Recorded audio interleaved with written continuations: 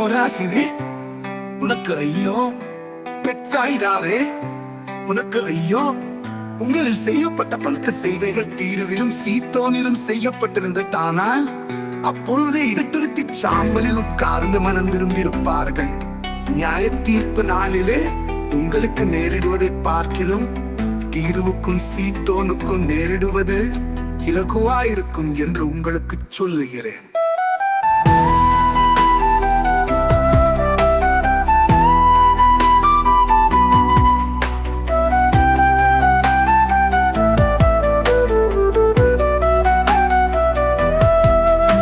வானபரியந்தம் உயர்த்தப்பட்ட கப்பர்நகூமே, நீ பாதாள பரியந்தம் தாழ்த்தப்படுவாய்.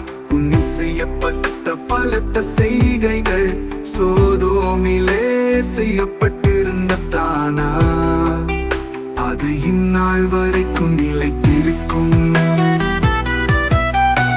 நியாய தீர்ப்பு நாளிலே உனக்கு நேரிடுவதை பார்க்கிலும் சோதோம் நாட்டிற்கு நேரிடுவது இலகுவாயிருக்கும் என்று உங்களுக்கு சொல்லுகிறேன்.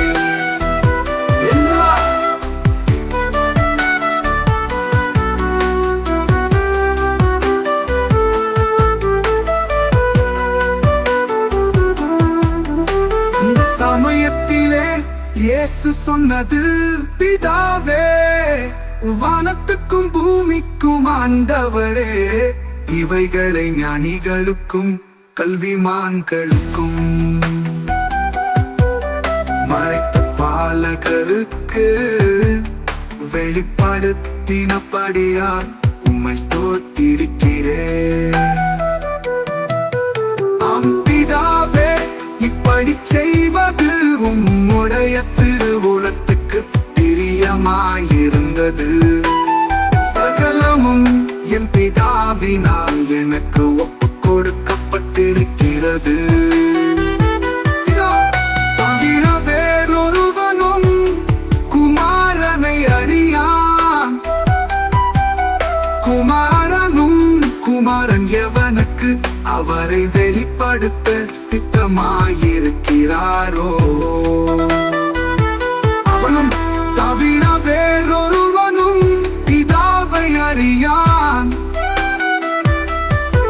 வருத்தப்பட்டு பாரம் சுமக்கிறவர்களே, நீங்கள் எல்லாரும் என்னிடத்தில் வாருங்கள், நான் உங்களுக்கு இளைப்பாறுதல் தருவேன்.